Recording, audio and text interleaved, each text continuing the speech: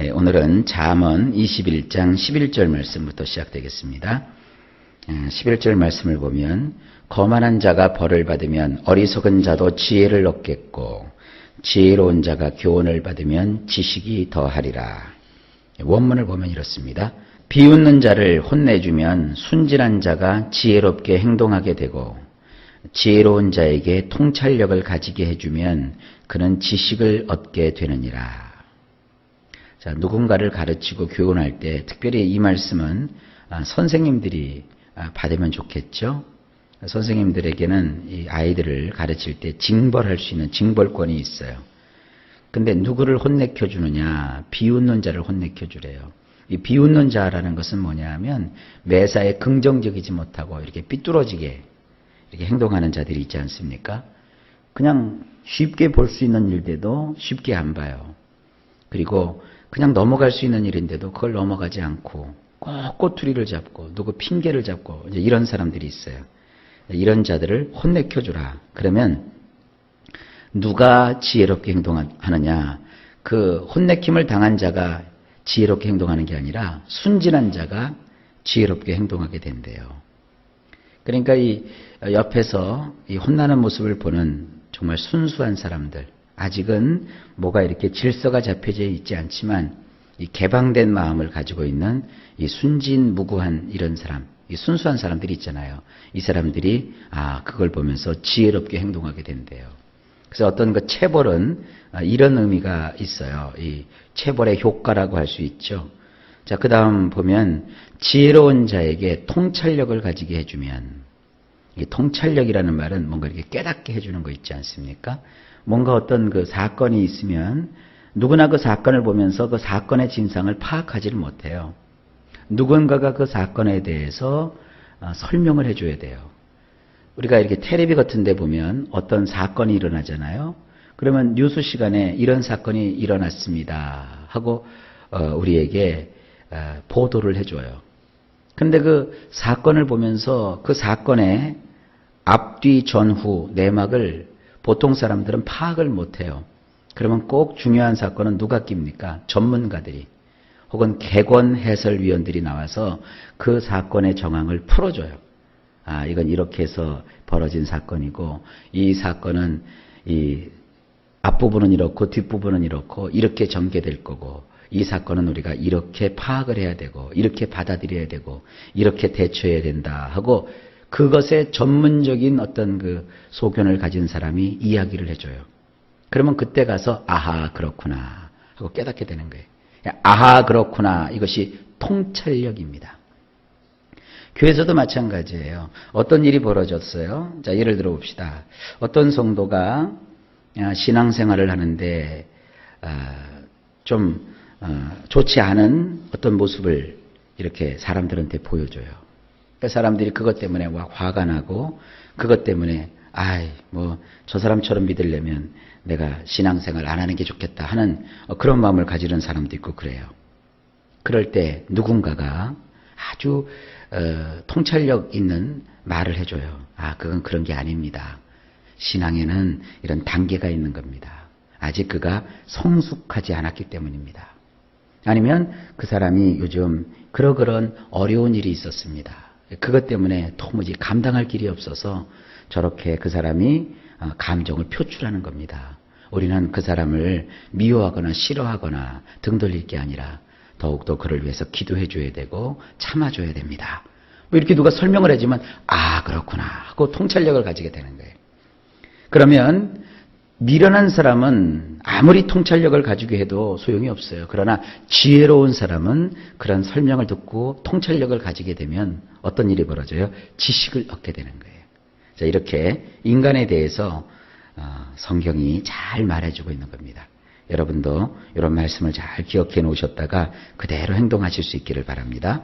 자, 그 다음에 12절을 보면 의로우신 자는 악인의 집을 감찰하시고 악인을 환란에 던지시느니라. 자, 원문을 보면 이렇습니다. 의로우신 분은 악하게 행동하는 자의 집을 간파하시어 그 악한 자들을 뒤틀어서 재난을 당하게 하시는도다.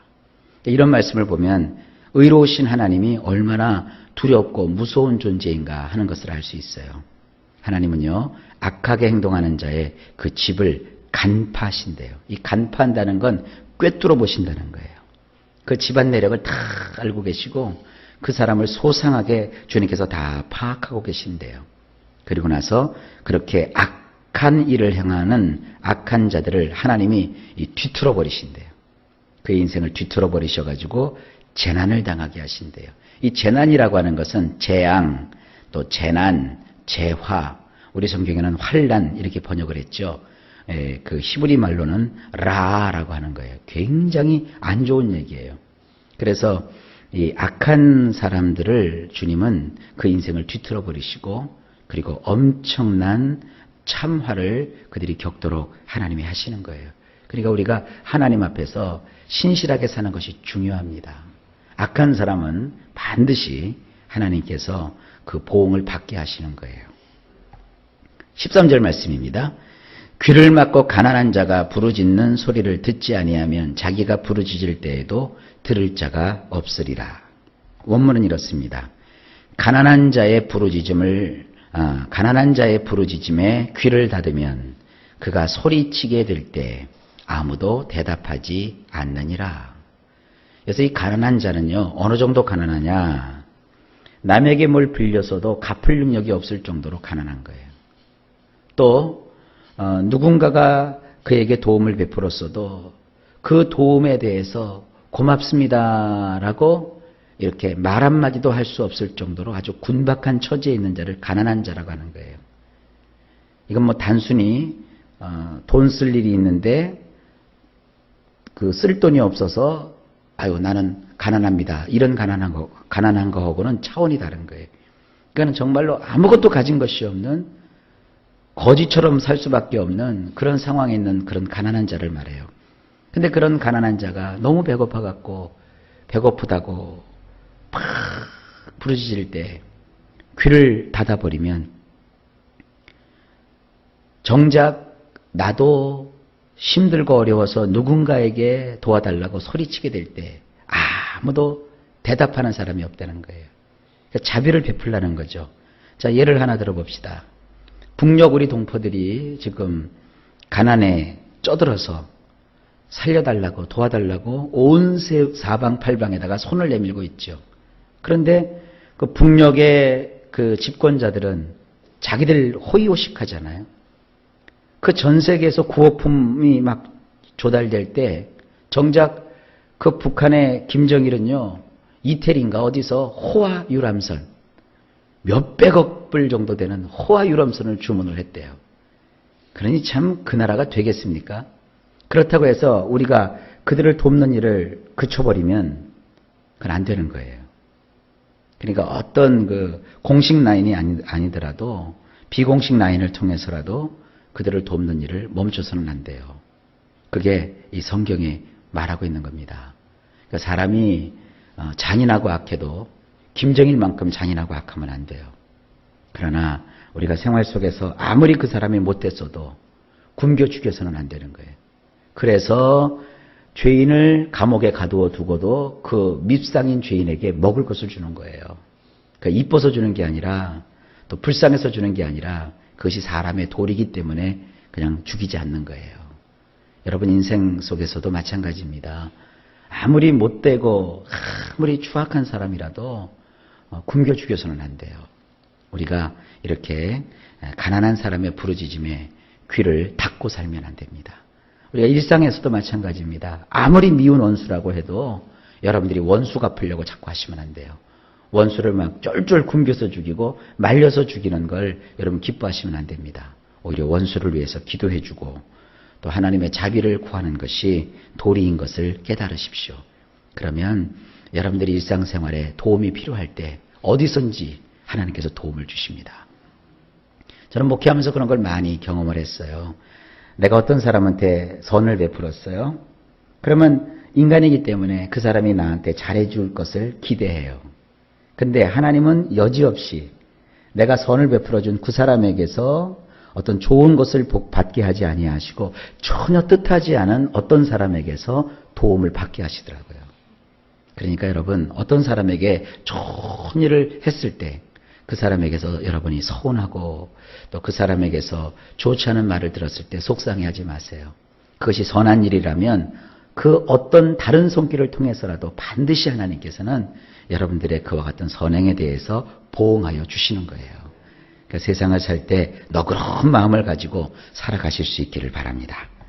자, 그 다음에 14절입니다. 은밀한 선물은 노를 쉬게 하고 품 안의 뇌물은 맹렬한 분을 그치게 하느니라. 자, 원문을 봅시다. 몰래 준 선물은 분노를 사그라지게 하나니 강렬한 경노에는 그 품 안에 보상을 해야 하느니라. 이제 우리 성경에 이제 뇌물이라고 번역을 해서 이런 말씀을 하찮게 여기는 사람들도 더러 있어요. 근데 여기서는 이 뇌물이 아니라 보상이라는 뜻이에요. 자, 원문을 준해서 한번 볼까요? 사람이라는 게 이 몰래 선물을 받으면 그 분노가 사그러들어요. 그게 사람의 심리예요. 그런데 어떤 사람이 지금 강렬한 경노에 휩싸여 있어요. 뭐 피해를 받는지 또 기분이 나쁘든지. 그래서 그가 막 크게 화나 있어요. 그럼 반드시 그 사람 품에는 뭐를 줘야 되느냐? 보상을 해줘야 돼요. 그래야 그 분노가 사그러들게 되는 거예요. 이것을 세상에서도 잘 쓰죠. 예를 들어서 국가가 어떤 큰 부주의로 인해 가지고 사고가 터졌어요. 그럼 반드시 그 사고 끝에는 뭐가 있어요? 보상 얘기가 나오죠. 보상을 해야 사람이 그 불이 풀어지는 거예요. 그 푼을 풀지 않고 그대로 내버려두면 나중에 큰 봉변을 당해요. 또 일상에서도 이런 그 보상 때문에 우리가 보험을 들고 그러는 거 아니겠습니까? 그러니까 생활 속에 하나님이 지켜주시니까 난 괜찮아. 다 지켜주셔. 그렇게 하지 마세요. 하나님 누구는 안 지켜주십니까? 하나님이 지켜주시니까 그걸 믿고 보험을 들어야 돼요. 상해보험 정도는 들어놓으셔야 돼요. 뭐 그렇게 비싸지도 않더라고요. 뭐 10,000원 또 한 15,000원 이런 상해보험이라도 들어놓으면 사람이라는 게 모르는 거예요. 대전에서 있었던 일인데 교회에 이제 보험하는 분들이 계신데 서로 이제 가까우니까 서로 보험을 들으라고 했대요. 그러니까 안 들어줄 수가 없어갖고 얼마짜리 들어줄까? 그러니까 10,000원짜리 상해보험이라는 게 있어요. 그래서 나나 내 가족이 누구한테 이렇게 피해를 입히거나 상처를 입히면 뭐 500만 원인가 2천만 원까지 이렇게 보상해주는 그게 있대요. 그래서 그걸 들었어요. 그래서 2달인가 3달이 지났는데 자기 애들이 볼 차다가 공 차다가 어떤 그 아줌마가 이렇게 지나가는데 오토바이를 타고 지나가는데 오토바이 바퀴를 이 볼이 탁 친 거예요. 그래서 이 아주머니가 넘어져가지고요 다리가 분질러졌어요. 그러니까 어떻게 해요? 그래서 막 고민하다가 생각하는데 아차 그때 그 보험 그래서 보험 해가지고 10,000원짜리 2번인가 3번 봤는데 그 보험 때문에 그 아주머니한테 500만 원인가 보상을 해줬대요. 그래서 아무것도 없었던 일처럼 싹 그 문제가 해결이 됐대요. 그래서 목사님 너무 잘 됐지 않느냐고 그래요. 이거 잘 된 거죠. 여러분 그래서 이 세상에 그래서 보험이 있는 거예요. 사람은요 아무리 큰 어려움과 슬픔에 있었어도 이 보상을 주게 되면 그 분이 이렇게 사그러들게 되는 거예요. 자, 그러니까 이걸 거꾸로 생각해 보세요. 지금 우리가 사회에서 이렇게 귀하게 우리가 이용하고 있는 보험제도라든지 이런 보상제도 이런 게 어디서 나왔겠어요? 이런 성경의 가르침에서 나온 거예요. 그러니까 우리가 살고 있는 이 세상이 뭐 믿느니 안 믿느니 해도 이렇게 하나님이 알려주신 삶의 원리를 실천하고 있는 것입니다. 그러니까 여러분도 인생을 살아가는데 이런 지혜를 잘 받으시기 바랍니다. 그래서 상해보험 같은 거 안 드신 분들 계시면 오늘 가서 드세요. 자, 마지막 15절입니다. 정의를 행하는 것이 의인에게는 즐거움이요 죄인에게는 패망이니라. 원문을 보면 이렇습니다. 샤파트를 행하는 것이 의인에게는 유쾌한 일이지만 사악한 짓 그것을 행하는 자들에게는 파멸이니라. 이 샤파트라고 하는 것은 공평하게 세상을 다스리는 것, 억울한 사람이 없이 사법, 입법, 행정을 집행하는 것, 그런 것이 다 샤파트라고 했어요. 이렇게 공평하고 공정하게 뭐 일을 하는 것이 의롭게 사는 사람에겐 참 유쾌한 거예요. 그러나 사악한 짓, 그것을 행하는 자들에게는 그것이 파멸이라고요. 그러니까 법이 강화돼도 우리 서민들은 겁날 게 아무것도 없어요. 근데 법이 강화되면 누가 제일 법을 두려워해요? 나쁜 짓 하는 사람들. 법을 강화시키면 그 법망에 다 걸리게 되어 있어요. 그래서 우리가 세상을 살아가는데 법을 세우는 것도 중요하지만 가장 중요한 것이 뭐냐? 하나님 앞에서 의롭게 살아가는 거예요. 그래서 예수를 믿고 하나님 안에서 결단하고 의로운 삶을 살아가면 세상에 거칠 것이 없습니다. 그런 뜻입니다. 여러분이나 저나 다 하나님 안에서 의롭게 살아서 세상을 유쾌하게 그렇게 지낼 수 있기를 주의 이름으로 축복합니다. 자, 오늘도 하루가 시작되었습니다. 일마다 때마다 주께서 평강 주시기를 간절히 축복합니다.